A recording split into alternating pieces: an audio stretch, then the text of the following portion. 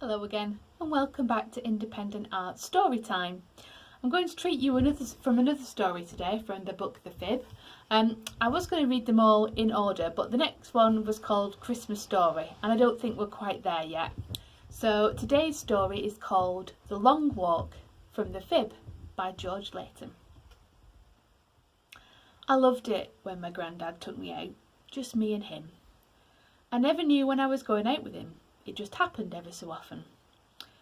My mum would say to me, "Come on, get ready, your granddad's coming to take you out, get your clogs on." That was the one thing that spoilt it, my clogs. Whenever my granddad took me out, I had to wear a pair of clogs that he'd given to me. Well, he'd made them, you see. That was his job before I retired. He was a clog maker. It didn't half make a noise when I was wearing them and all. Blimey, you could hear me a mile away. I hated those clogs. "Oh, Mum, do I have to put my clogs on?" "Now, don't ask silly questions. Go and get ready." "Oh, please ask Grandad if I can go without my clogs." "Do you want to go or don't you?" My mum knew that I wanted to go. "Course I want to go." "Then go and put your clogs on." "No, heck." Honest, I've never seen anybody else wearing clogs. I wondered where my granddad would take me today. Last time I'd gone to the zoo with him. It was great.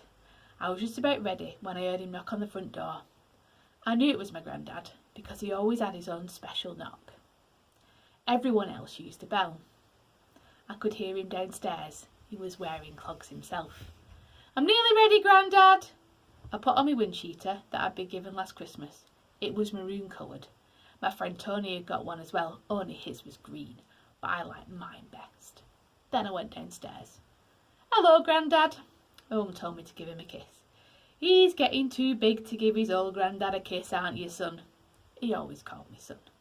"No, course not, Grandad." He bent down so I could kiss him on his cheek. He was all bristly, and it made me laugh. "Oh, Grandad, you haven't shaved today, have you?" He was laughing as well. We were both laughing. We didn't really know why. And my mum started laughing. There we were, all three of us, laughing at nothing at all. "No, son, I haven't shaved, but it doesn't matter today. It'll bother no one else today.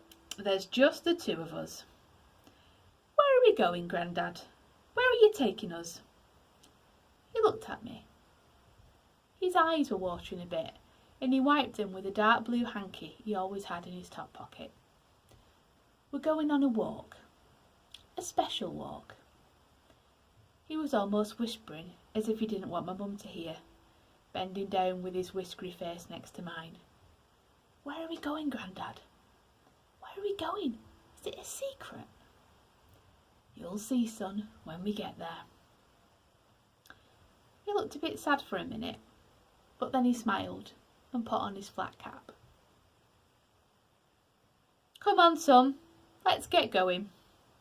Mum gave us each a pack of sandwiches and off we went.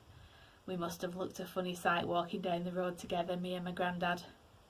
Him dressed in his flat cap and thick overcoat and clogs, and me in my maroon wind cheater, short grey trousers and clogs. But I was so happy. I didn't know where we were going and neither did anyone else. Only Grandad knew, and only I was going to find out. "Are we walking all the way, Grandad?" He took big strides and I was half walking, half running. "No, son, we'll get a trackless first to get out a bit." By trackless, he meant a bus. I heard him say it so often that I never wondered why it was trackless. "I'll show you where I used to get on when I was a lad." We didn't have to wait long before the bus came, and we went upstairs and sat right at the front. Grandad was out of breath when we sat down. "You all right, Grandad?" "Oh, aye, son. You get a better view up here." "Yes, Grandad, you do." Soon we were going through the posh part where the snobs lived. This was on the other side of the park. And one time there were no roof on top deck. That were before the trackless. Completely open, it was. Daft, really. The conductor came round for our fares. "One at lads at Basin." I'd never heard of the Basin before. I asked my granddad what it was. What's the basin, Grandad? That's where we'll start our walk. What basin is it? Why is it called basin? It's the canal basin, where the canal starts. You'll see. By now, we were going through a brand new shopping centre. Hey, Grandad, that's where the new bowling alley is. My friends Tony and Barry have been. They say it's smashing. Grandad looked out of the window. It's where I used to play cricket a long time ago. Where the bowling alley is? That's right, son. When they were fields. It's all changed now. Mind you, where we're going for our walk's not changed there. Nope, it's just the same there. We heard the conductor shout, Basin! Come on, son. I'll stop. Be careful now. While we were going down the stairs, I held tight onto my Grandad. Not because I thought I might fall, but I was scared for him. He looked as though he was going to go straight from the top to the bottom. You all right, Grandad? Don't fall. He told me not to be frightened and just to hold on tight. That's right. You hold on to me, son. You'll be all right. Don't be frightened. We both got off the bus and I watched it drive away. I didn't know where we were, but it was very quiet. It's nice here, Grandad. This is where my dad was born, your great-granddad. It was a lovely place. There weren't many shops and there didn't seem to be many people either. By the bus stop there was a big stone thing full of water. Hey, Grandad, is that where the horses used to drink? That's right, son. I used to hold my Grandad's horse there while it was drinking. I couldn't see anything that looked like a basin. I wondered where it was. Where's the basin, Grandad? We've got to walk there. Come on. We went away from the main street into a side street past all these little houses. I don't think any cars ever went down this street because there was washing strung out right across the road all the way down the street. Outside some of the houses were ladies washing down the front step and scraping that yellow stone on the edges. A lot of the houses had curtains over the front door, so you could leave the door open and the wind didn't blow in. Mind you, it wasn't cold, even though it was October. It was nice. The sun was shining. Not hot, just nice. When we got further down the street, I saw that it was a cul-de-sac. Hey, Grandad, it's a dead end. Must have come the wrong way. Grandad just smiled. Do you think I'm that old that I can't remember the way? Here, look. He took my hand and showed me the way. Just before the last house in the road was a tiny snicket. It was so narrow that we had to go through behind each other. I wouldn't have even noticed the snicket if my Grandad hadn't shown me to it. Go on, son, through there. It was very dark, and all you could see was a little speck of light at the other end, so you can tell how long it was.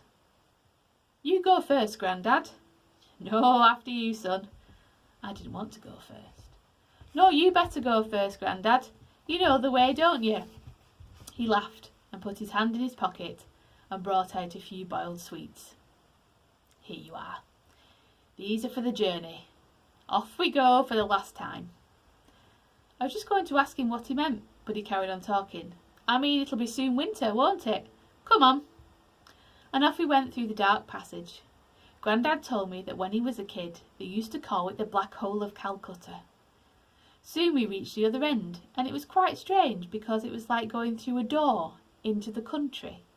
We ended up at the top of some steps, high above the canal basin, and you could see for miles.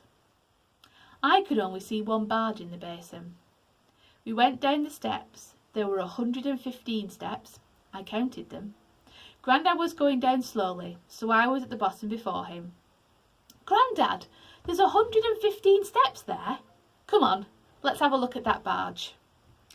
I ran over to have a look at it, and Grandad followed me. It's like a house, isn't it, Grandad? It is a house. Somebody lives there. Come on, let's sit here and have our sandwiches. And we did. The sun was very big and round, though it wasn't very hot, and the leaves on the trees were golden. The reflection in the water made the water look golden. There was nobody else about, and all the noises that you never notice suddenly sounded special, different. like the siren that let the workers know it was dinner time. I've heard sirens lots of times since then, but they never sounded so sweet. And the same with the train. It must have been miles away because I couldn't see any steam or anything, and you had to listen quite hard, but behind the hum of the country and town sounds mixed together, you could hear this knockety knock. When we'd finished our sandwiches, we walked along the canal. Grandad showed me how to open the lock gates, and we were both puffed out afterwards because it was hard work. After a while, we walked away from the canal, up a country lane. I don't suppose we were really that far from home, but we seemed to be miles out into the country. And soon we came to a village. My granddad said we'd catch a bus home from there, but first he wanted to show me something, and he took hold of my hand. I didn't have a clue where he was taking me, but I got a shock when we ended up in the graveyard. It had gone cold now, and I wanted to go home. "Come on, Grandad, let's go home." But he didn't seem to be listening properly. "In a minute, son. I just want to show you something." And hand in hand, we walked among the gravestones. "There you are, son. That's my plot. That's where I'll be laid to rest." I didn't know what to say. "When, Grandad?" "Soon." He smiled and looked very happy, and bent down and pulled out a couple of weeds. It was a very neat plot. "Come on, son, we best get going now." When I told my mum that night that Grandad was going to die soon, she got very cross and told me not to talk like that. "He's fit as a fiddle, your Grandad. Don't you talk like that." It happened 3 days later, at dinner time. It came as a great shock to everybody, except of course to me and Grandad. I hope you enjoyed the long walk. It's very nice to reminisce about places that you grew up and nice places to walk with your family, and the good news is that even when we can't go outside, we've still got them all locked in our head, and I'm sure that long walk is a story that stayed in that young man's head for many, many years afterwards.